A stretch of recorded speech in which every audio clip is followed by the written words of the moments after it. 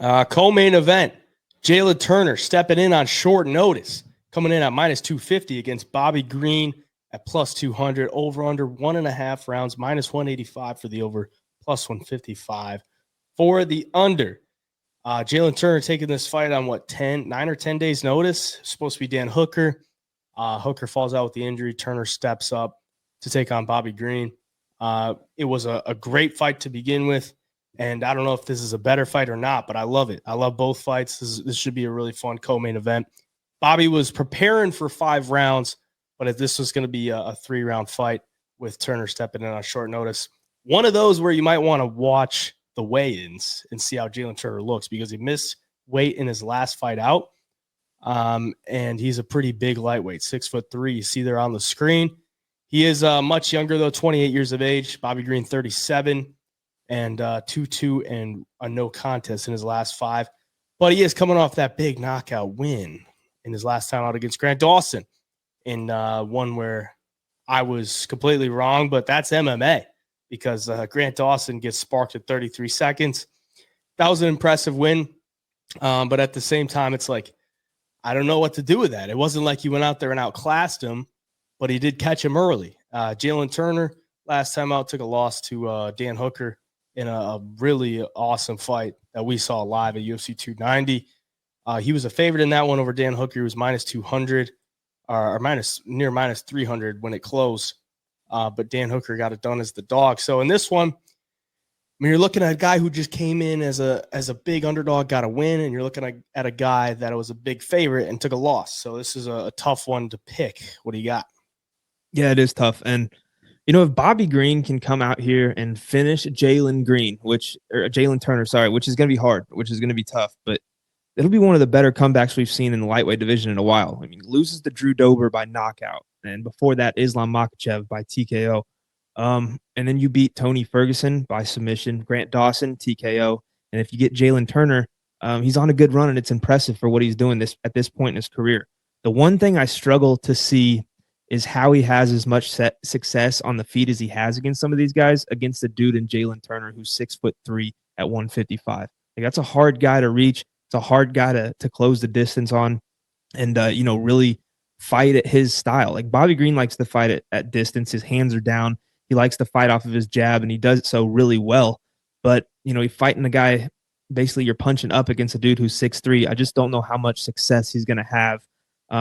I think, if he gets that jab going and he realizes he can touch Jalin, as the fight goes on, I think you'll see him have more success. Because with Turner, I mean, there is some weight cut concerns, in my opinion.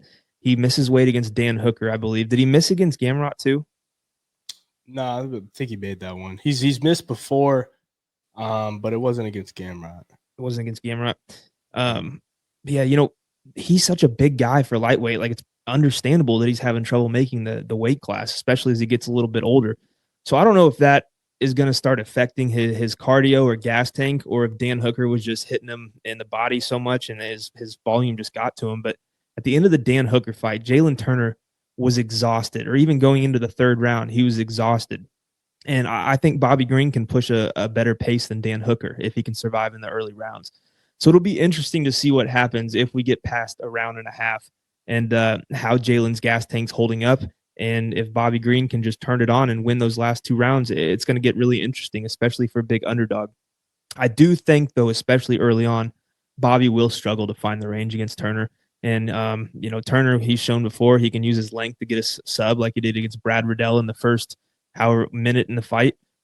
He's just a well-rounded fighter. And, compared to the guys Bobby's fighting, this could be his toughest matchup, in my opinion. So for the pick, I'm going to stick with Jalin Turner. I think he comes out here.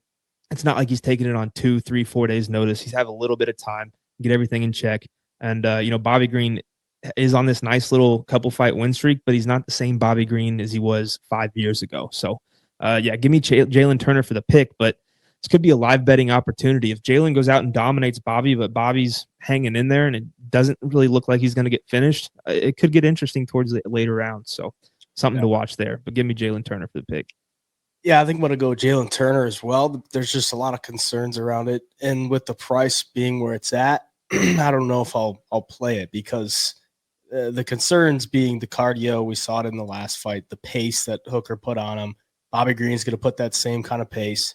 And then the weight cut, short notice, he's probably going to have to, kind of kill himself to get down to 155. And he normally does with the short notice.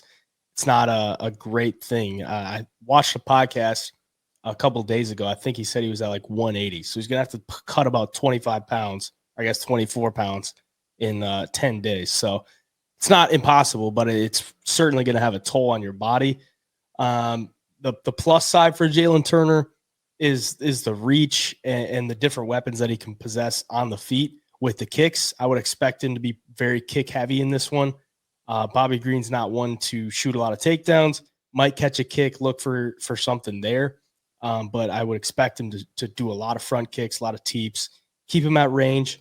And the concern for Bobby is he uses a lot of head movement.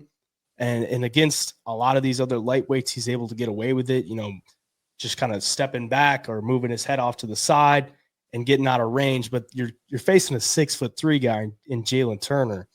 And that head movement doesn't always work out well. Bobby Green's known for having his hands low and using the head movement. But if you're at 6'3" with the reach, sometimes you're not going to be able to get out of the way when that long reach is coming at you and you're just trying to move your head just enough to get out of the way. That's a concern for Bobby Green. I don't love the price on Jalin Turner, but he'll be the pick for me. But once again, you gotta see what the weigh-ins are looking like there.